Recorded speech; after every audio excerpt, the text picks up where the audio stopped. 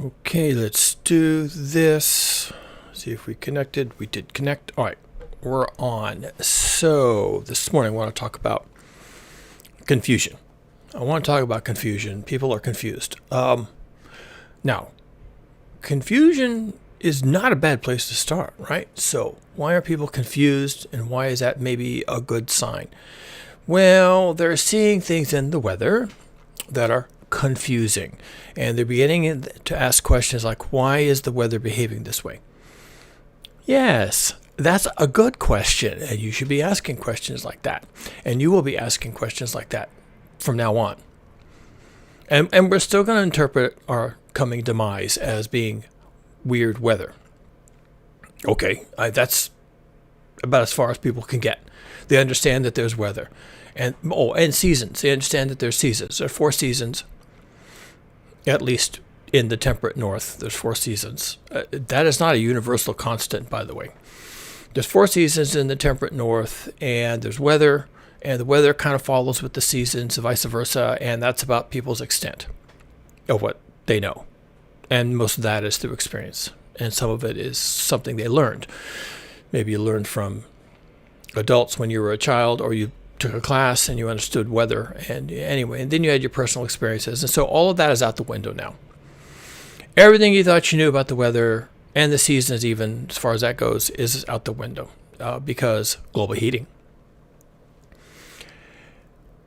And here's some things that we're seeing, and I've talked about this before, but I have to keep talking about it because it becomes more and more pertinent to the discussion of what are we going to do, how much time do we have to do it, how do we go about doing something to save ourselves from global heating, and when do we start?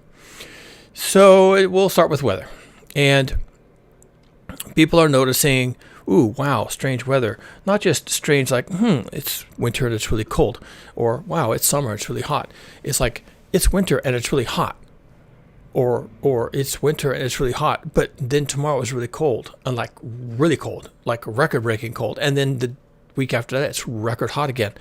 That's what people are noticing. And of course, there's always going to be someone in the comments who says, oh, but it's always cold. It's winter after all. What do you expect? Okay, fine, fair enough. But record cold is record cold, people. That's data. We call that data. Some data for you. Right now, or at least just recently, they had a record snowstorm in Moscow. Record snowstorm. Well, Moscow, they have snow all the time. They're the ones who are telling us it's a record. So whatever you think about Moscow in the winter, in Russia, in the snow, they're calling it a record. A 100-year storm. A storm that you would only expect every 100 years or so, which is a long time.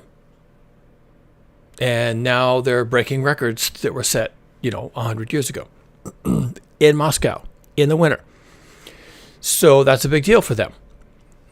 They've been having similar things happening in other parts of Europe. Germany, of course, they had some sort of a terrorist attack, but they had a blackout associated with record cold, and that left a mark. And here in the U.S., where I have more data because I watch it every day, we have alternating record cold air masses followed by record hot air masses followed by record cold air masses. And there you go. And people are starting to connect the dots. And one of the things, my wife was just reading an article. I don't know where it was. Let's just say it was The Guardian or something like that, because it's not going to be the U.S. media, because the U.S. media has been so overwhelmed by Trumpism that they never dare report on anything weird or strange or anything at all related to global heating or climate change. So they just won't do it. So the only news we get, this media related news, as opposed to people like me, just independent bloggers, it's going to come from Europe, DW, sometimes what is it, WION, the Indian media, Al Jazeera occasionally, and then of course The Guardian and the Times and some of the others. So, Times Radio. So, yeah, you get some media coverage of these things, but not in America. because Trump. And there'll be less media coverage in the future because actually the ability to know what's happening, unless you just walk out your front door and just notice what's happening, the ability to know what's happening to you is being rapidly degraded.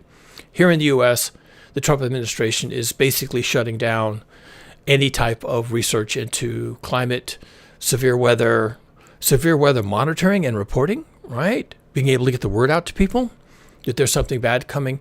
All of that is being shut down, and it will continue to be shut down, and I doubt it'll ever come back. So unless you got somebody like me who's or Max Velocity or one of the other independent people talking about these things, you're just not going to know. You're not going to get the big picture. You'll go outside and you'll say, wow, it's record hot Christmas, but you won't know why that is or what's the story behind that. So here I am. On that topic, by the way, this type of content doesn't do all that well on YouTube. Again, right, doom and gloom. That doesn't sell ads, and advertisers don't want to be associated with it. So yeah, I like to have more coverage, like to have more people. So if you're not a subscriber, do subscribe. That'll help. And if you are a subscriber or not, leave a like. And that helps the algorithm understand that people are looking for more content like this. And as the situation in the world deteriorates, you're going to need more content like this, okay? I am trying to stay up on all of this. And on that topic, let's go to the current conditions. So this is, where are we here? We're centered over Europe and actually even a little bit over Russia. So this is the current condition of the jet stream. The jet stream should not look like this. It should be centered on the North Pole as a big ring, as just a ring that goes around and around. And this is what we've got, folks. So this is bad. Every one of these downward loops, let me get my drawing tool. Where is I have to find the right. What did I do with it? Here we go. Get my drawing tool. Every one of these down loops in the jet stream drags cold air behind it, and every one of these upward loops in the jet stream brings warm air behind it. So this is going to be probably hotter conditions, and this will be colder conditions behind this. And as these loops travel across the planet, which they kind of do because of prevailing winds, they're going to travel in this direction. You know, this loop will eventually be to the right, and this hot loop will be eventually to the right of where it is. This is how you get alternating super cold and super hot, because the cold air is not locally cold. It's not because the days are short and the nights are long. This is cold air that has been pulled down from the Arctic. Okay? And this hot air is not hot because of the sunshine or something like that. This is hot because this is hot air that has been pulled north from the equator and the subtropics. So these air masses already exist. They're just being shoved into places where they're not expected. You don't expect Arctic air over Moscow. You know, Moscow gets cold. It's cold there. It snows and it's cold. There's ice. But you don't expect Arctic air. Arctic air is like, what is it? Minus 70 degrees Fahrenheit up there. Oh, it used to be a lot colder, by the way. But it's still really cold. You get out of an airplane on an airstrip in the Arctic, and you better be dressed warmly, because in 5 minutes you're going to have frostbite and you're going to lose some fingers and toes, okay? So it's really cold up there. It's not as cold as it has been. And one of the things that's happening is that the Arctic regions and the Antarctica as well, but we don't get any news about that because there's nobody down there. The Arctic is warming 4 times faster than the rest of the planet. So the cold air up there is actually going away. And in the article that my wife came up with today, people were asking, oh my goodness, it's been so cold. And it's been record cold, and it's been so cold it just seems like it's unnatural. Where's my global heating? Are we heading into an ice age now? Is global heating done and now we're going into global freezing? It's like, no, we're not. We are definitely going into global heating. And the ultimate destination for all of this, the ultimate destination is hothouse Earth. Ultimately, when enough of this cold air has been dragged down into the lower latitudes, and enough of this hot air has been dragged up into the Arctic, it basically it mixes. And the Arctic becomes warmer and warmer. It just becomes much hotter up here. And the areas down here, which is where all the global heating is actually happening down here, they stay hot. And slowly the Earth heats, and slowly the Earth becomes the same temperature from pole to pole. So from the north all the way to the south. This is called hothouse Earth.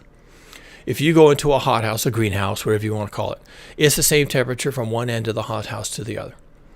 And it doesn't even matter what's going on outside. It's a hothouse.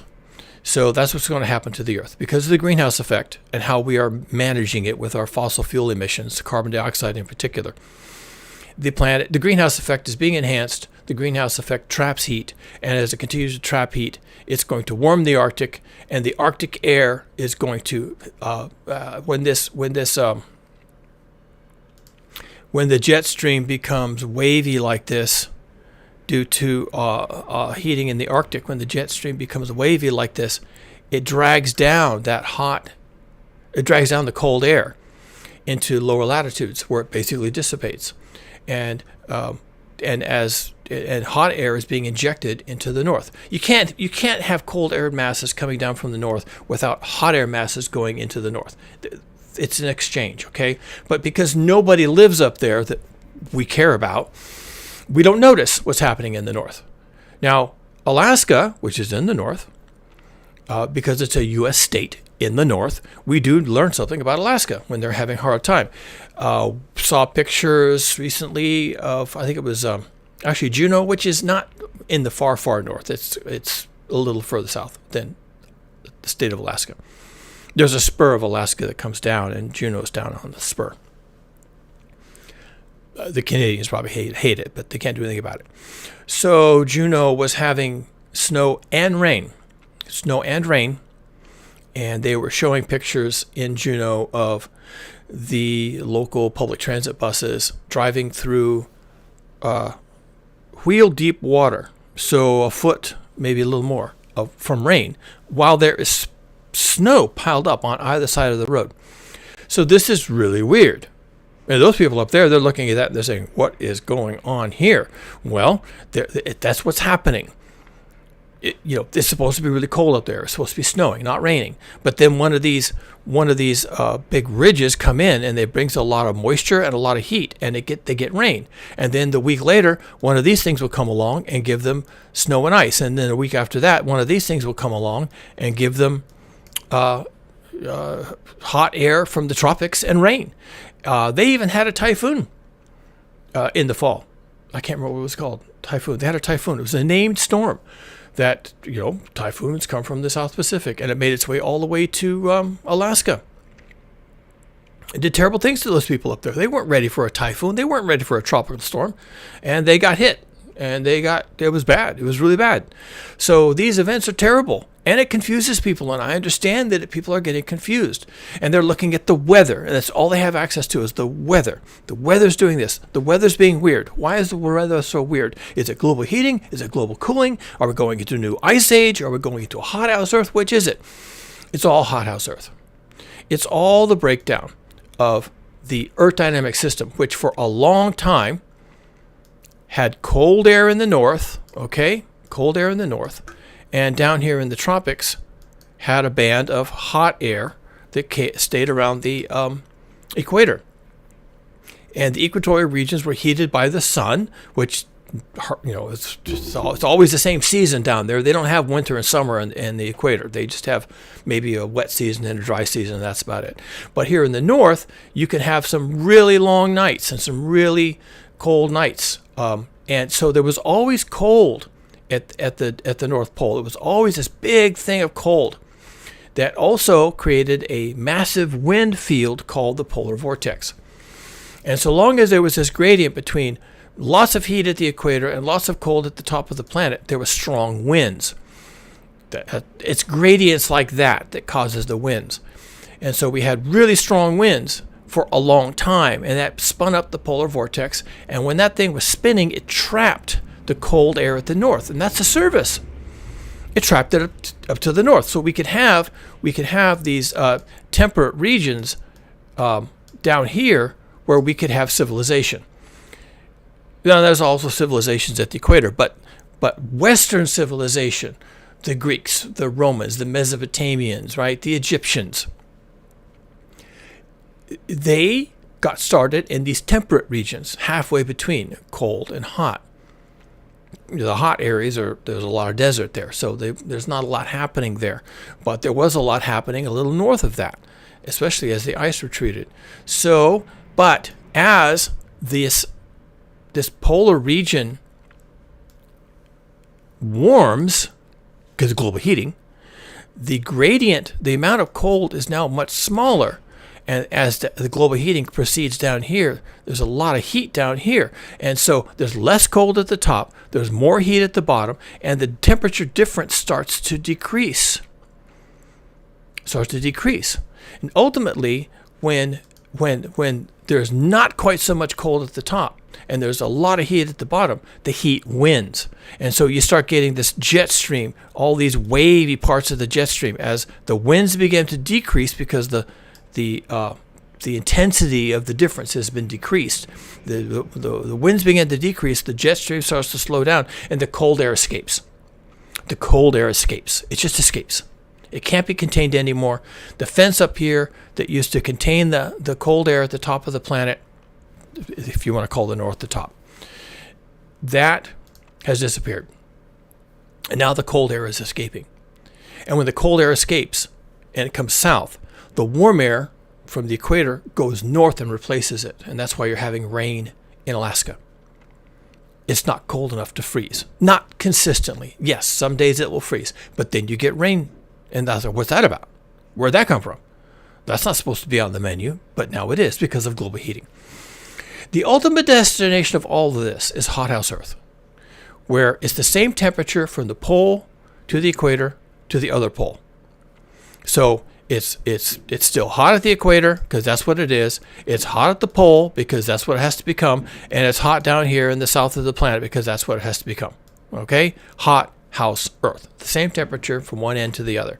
That also means, by the way, that most of your prevailing winds, the westerlies, the trade winds, the jet streams, okay, all those start to shut down because you need differences in pressure and temperature to get wind at all. To move air masses around, you need some kind of energy behind it to move the air. Air's not too heavy, but it's heavy enough that it takes a lot of energy to move it. So as the planet becomes the same temperature from north to middle to south, the winds will basically stop. And then probably what happens is your continental interiors, because there's no wind to drive warm, moist air into the continent, there's not enough wind, then the continental interiors will get dry.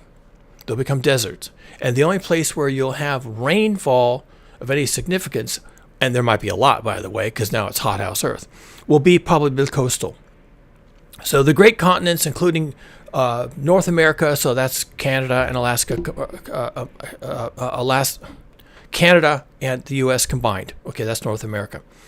North America, when the winds have suddenly stopped, because the planet is the same temperature, the North America will become a desert almost certainly, or at least a savanna, from coast to coast. And only the coastal areas will get any significant amounts of rain. And that's what's in our future at this point. That's basically inevitable. There's no way around that. That's what we're going to get. The place where this all starts is here. I want to show you. This is the current polar vortex. This is bad news. It's not supposed to look like this. It's not even centered over the North Pole. It's broken into 2, perhaps 3, depending how you look at it, pieces. And the reason why Moscow is getting all this, I'll shrink this a little bit. The reason that Moscow is so cold because the polar vortex, which contains the cold air, the polar vortex contains the cold air. This is the cold air. This is the center of the polar vortex. It is now about where Moscow is. So yes, Moscow is getting record cold because the polar vortex, which contains all the cold on the planet, is closer to Moscow. And now this thing will move around. This wasn't the position it was in even a week ago, the last time I talked about this. This polar vortex will move around. It's in at least two big pieces. This has become quite significant. This is still the main vortex. And then there's maybe a small one down here. But in any case, this thing is weirdly shaped. It's on the move. It's moving around. Right now, it's close to Russia, and Russia's getting the bulk of this. But it could go over to China and do the same thing over there, and they could whip it around to Canada and freeze the Canadians. And people are saying, where did all this cold air come from? Why isn't my global heating? And well, folks, this is the destruction of the Earth dynamic system taking place in real time. You're seeing it, and you're seeing weirdness, and you don't know what to make of it, and you have my sympathy. Because this isn't weather anymore. It's not. This isn't weather anymore. What is this? This is the beginning of basically the end. And people wonder what we're heading into. Is it going to be like the Middle Ages because we won't have fossil fuels and it'll be cold all the time? And that was an experience back then. Will there be plagues? Will there be lack of technology? The truth is, we don't know where we're going. We're going into the great unknown at this point. We can't possibly know. It's going to have elements of all kinds of issues that are centered around global heating, because that's what's happening. You're not going to have to worry about ice ages. We're actually terminating the last ice age. The last ice age started about 5 million years ago. And the consensus now is that we have entered a termination event. So the ice age, which lasted 5 million years, is over. Yes, it's record cold. I'm sorry, that's confusing. But this is just temporary. The record cold will proceed until there is no cold, right? Because global heating. You're getting the cold as the cold areas blow themselves to pieces. Does that make any sense? The cold is coming down here because the cold can't stay in the north. The mechanisms that prevented the cold from descending from the North Pole into the temperate regions, those mechanisms like the jet stream and the polar vortex, are now blown up. And the jet stream will almost certainly go away. There won't be any strong winds to prevent the cold from coming south. There just won't be. And so all the cold will come south. And you'll say, oh no, that's an ice age. No, that isn't an ice age. That's global heating. All that cold comes south. And then all the heat goes up north to replace it. And if you're living in Alaska, or you're living in Greenland, or you're living in Iceland, you'll notice. But you don't live there. And no one you know lives there. So you won't notice that this is what's happening, that the planet is heating. And once all that cold air comes down, and it's all replaced by hot air, then there's no cold air to come down. Does it make any sense? We are getting rid of the cold air. That's why it's cold. It's cold right now because we're getting rid of the cold air. That needs to register somewhere. That you need to process that in your head somehow. That the reason it's cold is because we're losing the cold air. The cold air is supposed to be at the North Pole, trapped there by the polar vortex and the northern jet stream. It's not there anymore. It's coming south. We're losing it. It's supposed to be trapped in the north. It's disappearing. It's coming south. And on its way south, you're going to say, ooh, it's cold. Why? Where's my global heating? Your global heating just destroyed the Earth dynamic system, folks. It blew it up. So now there's no way to contain the cold in the north. And what's going into the north is hot air. It's raining in Alaska. How long can this continue? Man, I don't know. Boy. Yeah, this is getting dicey, folks. This is getting sketchy. This is sketch. 3 years? A few years? Maybe 5? I really don't know. But when it happens, we're going someplace. We are now on the move. This is not a future thing. Oh, someday global heating will change the world and we'll have to deal with it. And our grandchildren, our great-grandchildren. No, you, my dear, you are going to have to deal with this. This shit is on the move. And we have a journey ahead of us. We do not know where we're going. You are not going into an ice age. You're going into hothouse Earth. You will pass through different types of climactic regimes that are going to completely blow your mind. You're going into hothouse Earth. That's the final destination. And I don't know what it's going to look like. It's not going to look like anything that humans have ever experienced. Ever. The last time the Earth was a hot house was maybe 40 million, 50 million years ago, something like that. And at that point, it was entering a long-term cooling trend, which got us where we are today. But now we are reversing that. So what was the world like 40, 50 million years ago? Well, I don't know. The dinosaurs were extinct by then, but that was because of a meteor. So it was dinosaur conditions. What was that like? I don't know. I wasn't there. But that's what we're headed into. And observations like, well, the continental interiors will dry out and become deserts. Okay, that's fairly predictable because the winds will stop. The winds will stop. The prevailing winds, the trade winds, the westerlies, all the others, those will stop in hothouse Earth because there won't be enough differentials between hot and cold and high and low pressures to cause circulation patterns in the atmosphere. There won't be any motivation, so the winds will stop. And then the continental interiors, because they're baking, because hothouse Earth, they're baking and they become deserts. You do not assume you know where this is headed. You don't know anything about it. It's anybody's guess, but where it's not heading is an ice age. Yes, it's confusing. I understand that. It's not confusing to me. This is a 5-alarm fire. This is red alert, triple red alert. Okay, this is hair on fire. This is everyone get off the sinking Titanic. This is find your lifeboat, whatever that is for you. Start thinking about what you're going to do with your life and start paying attention. If you can't do anything about your life, at least pay attention. That's what you've got to do. You've got to start paying attention.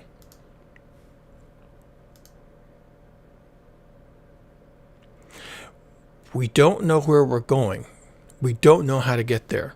We don't know how to get as many people as possible into a safe situation. We don't know where the safe places are going to be. We can make some guesses, but we don't know.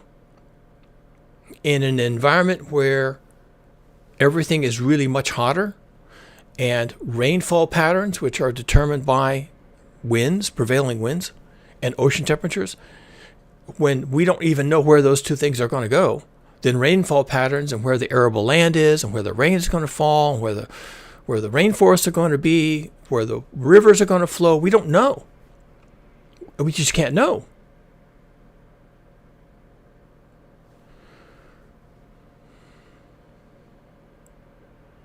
We're in a bad place, folks. We're in a bad place. And the fact that the weather is now getting strange enough for people to look at it and say, that seems odd. I think more people are going to start to understand that we're in a bad place. We will not have leadership for this. Our leaders are completely inept. For one thing, they're average citizens. And for most of human history, drawing your leadership from the average citizen was actually the best possible thing you could do. They understand life. They understand family. They understand challenges and overcoming and struggles and the good times and the bad times. And you would want your leaders of the people to be drawn from the people. That actually makes a lot of sense. But now the leaders, who are no better off at understanding these things than the average citizen, are in no position now to provide leadership. Oh, they can tell you about the immigrant problem, and they can tell you about, jobs and economic growth and economics and the interest rates and inflation and the price of eggs, and they can tell you all about that, and the wars and all and Greenland, and they can go on and bloviate about all that, and they can get people fired up about those things. But those are not the things. They can talk about those things and make you think about those things and obsess about those things and have great debates and civil wars about those things, but those aren't the thing. None of those things are the thing. Those are all human things. We make those up. We make all those things up. Reality is physics. And in this case, it's hothouse Earth. And hothouse Earth is coming. Oh yeah. Oh boy.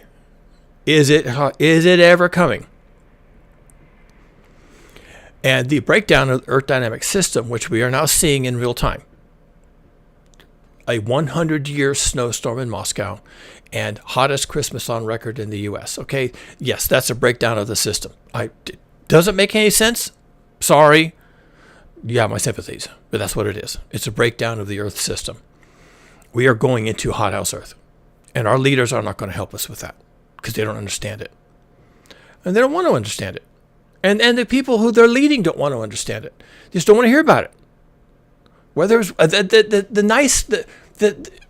the pretty story, the story that people want to hear, want told to them, is that this is just temporary.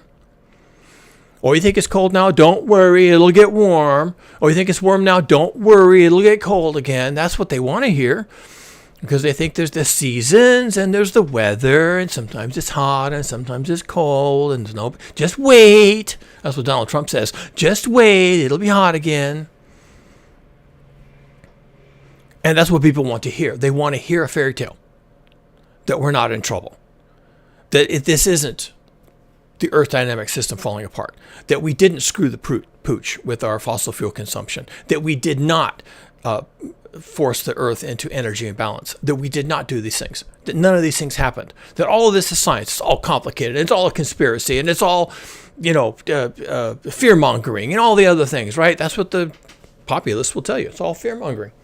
It's not science. It's not real. None of it's real. And that's what people want to hear. So that's how it is. People will get to hear what they want to hear.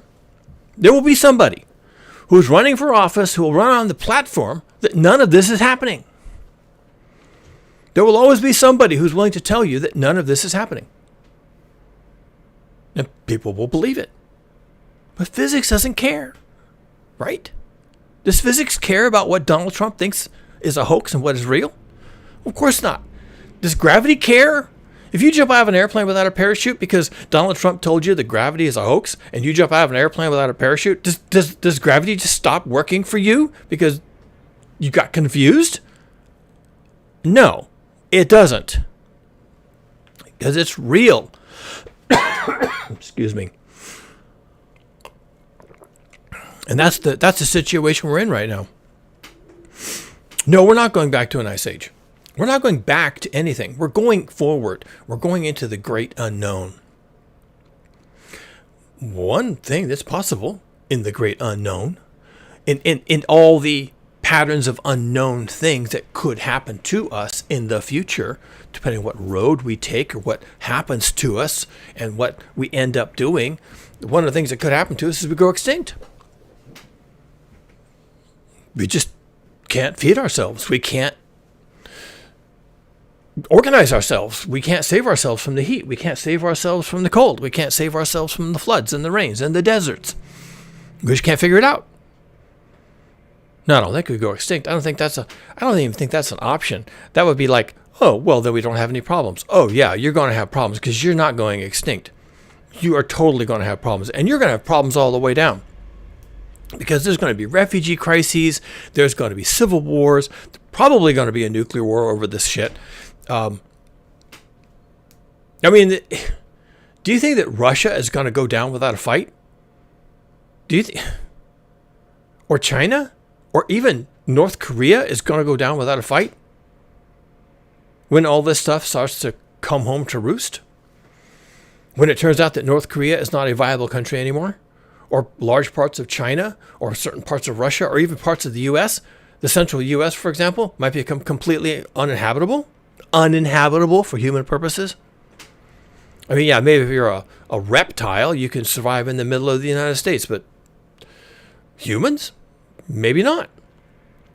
And what happens when nations start to fall apart internally? And then there's people demanding services. I mean, why wouldn't they, right? They've got a government. They have no food. They have no electricity. They have no water. They have no shelter because whatever happened. And so they expect their government. And what are the leaders going to do? The leaders are not going to say, oh, yes, you have a real problem here. The leaders are going to spin a story. And the story is going to be the reason you don't have water is because of the immigrants. And the reason you don't have a job is because of the woke. And the reason you don't have shelter is because of the financial elites. And they're going to spin all these stories. And they're not going to tell you, yeah, well, the reason why you don't have all these things is because the earth has become uninhabitable for human purposes. They're not going to tell you that. They're not going to tell you that. They're not going to say those words. For one thing, they won't they probably won't believe it. They won't even understand it. What do you mean the earth has become uninhabitable? What changed? How could it change? The earth is the way that God made it. We can't change the earth. We're just puny humans. And, God made the earth in his image or whatever the book says. And so that's the way it is. And if anyone says the world is changing out from under us and becoming uninhabitable for human purposes, well, then they're lying because of the book. So you'll never get leadership. How do I feel about that? Okay. Bring it, I guess. Here we go, folks. Here we go. We're going into the great unknown. Ha, ha, ha, ha. Good luck with that shit. Good luck with that. Good luck with any of that. Good luck with any of that at all. Physics doesn't care. Physics doesn't care what you think or what you need or where you're going to go or how it's going to work out for you. Physics just doesn't care. We are going somewhere. We are going where this planet is going to take us. And that's where we're going to be. Whether you like it or not, or think it's a hoax or not, or think it's fear-mongering or anything else, doesn't even matter anymore, does it? We're going into the great unknown. And what can we say about the great unknown? Well, primarily, it's unknowable. Now, in my book, link in the description, it was 100 days. Available on Amazon, competitively priced. In my book, I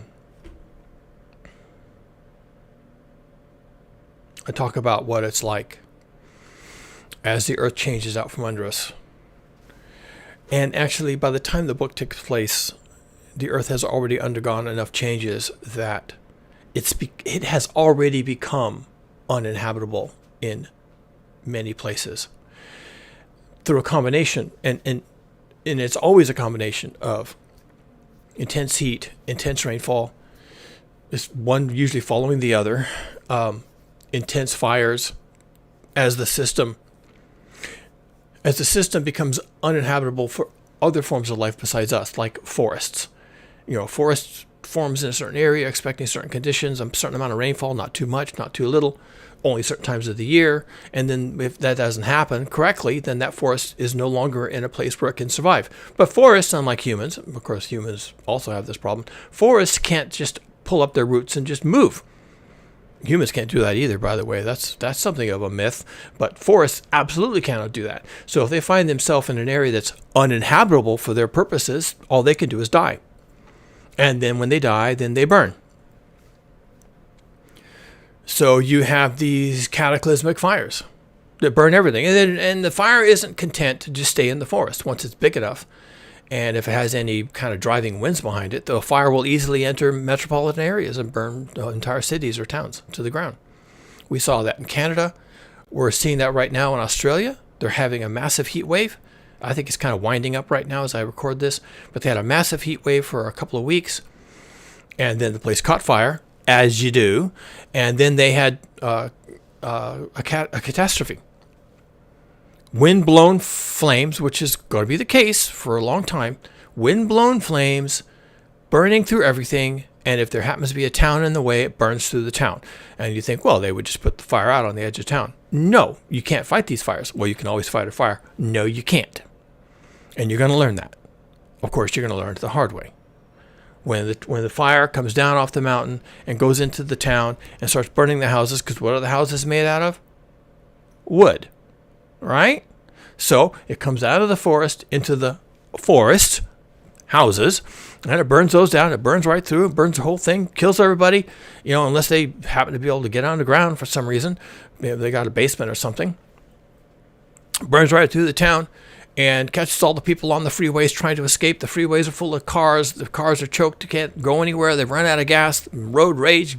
Bullets in the air, people trying to get what they want, and no gasoline at the service station, and cars breaking down and overheating, and people fighting, and people shooting each other in their cars and running away from their cars, the cars abandoning the road, bullets everywhere, and then everyone's trapped on the freeway, and the fire just comes through and it burns the cars.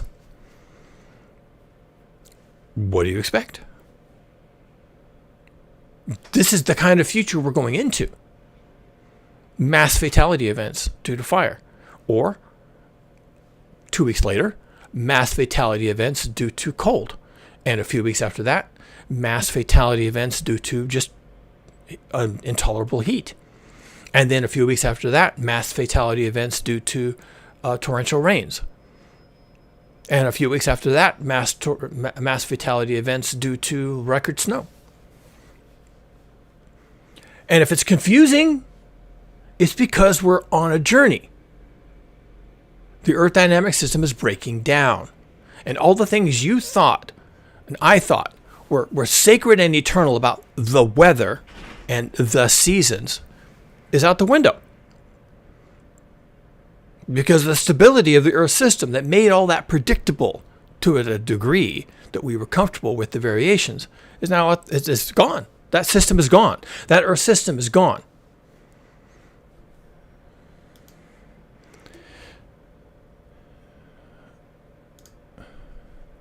This kind of conversation is not happening. We're not talking about what is happening here. We should be. We're not. We're not talking about what's happening with the jet stream and how bad this is, how bad this looks, and how bad this is. We're not having these conversations because our leadership doesn't understand and the populace doesn't understand. No one even knew this existed. They don't today know that it exists. They wouldn't understand it if you showed it to them. Here I am showing it to you. That's the jet stream. This is all wrong, folks. And I don't expect you to understand that. I don't expect you to understand what any of this means. It's too hard. It's too mathematical. It shows the Earth as a globe when the Earth is actually flat, or whatever the problem is going to be, whatever the barrier to entry people are going to have. This is not understandable. But this is what's happening to you. This is what's happening to me. And we're all on the same planet. And this is happening to all of us. And this planet is on a journey. It is going somewhere. And where is it going? Yeah, good question. Oh, we're about to find out. We're about to find out. I don't think we have too many more years of this before we finally start to realize, oh, yeah, we're kind of fucked. We're kind of in big trouble. We kind of don't know what we're doing. We kind of don't know where we're going. And people are going to panic. And then the politicians are going to panic. And then everyone's going to panic. And it's going to be a big panic. And then when people are thoroughly panicked and they can't save themselves and they can't think rationally and they can't get to a lifeboat, then they can't get off the Titanic. And they go down with the ship. And that's why I say my prediction is that 999 people out of 1,000 will perish because they can't figure it out. They can't figure out which of these roads is the safe one, which of these destinations is habitable, which of these places will sustain human life, which of these destinations will have food, clothing, shelter, and water. They can't figure it out. They can't figure it out from current conditions. They can't figure it out from the road signs. They can't figure it out from what's on the horizon. There's no indications. They don't know. And that's not their fault. Well, I mean, we could have done this differently, but we didn't. We could have done this scientifically and rationally, but we didn't, because we're not scientific and we're not rational. We are Homo sapiens. And that's not good enough. It's not good enough. It's what you got. And it turns out it wasn't good enough. So good luck, Homo sapiens. I don't know what to tell you at this point, folks. You got a few years before it's suddenly going to hit you on the head that you're fucked. A few years, I think. Maybe 5 at the most. Maybe even less. Probably less than that. And we're going to find out this summer. When the situation hasn't improved and then the heat comes because of El Nino conditions that are expected to start towards the last half of the year. Then we're going to learn something. We're all going to learn something. I'm going to learn. You're going to learn. I'm going to be on here talking about it because I'm learning. All right? And when I learn something, I try to share it with you people. And if you like this kind of content, you should subscribe because I'm doing the needful here. I am doing the hard work. And I come on here every so often, and you should buy my book, and you should follow the link to buy me a coffee because that'd be nice. Give you some warm fuzzies for this work I do. And otherwise, until then, or otherwise, and please, here's my hoodie, right? A skeleton on a bicycle. Time to choose, folks. In the meantime, don't die.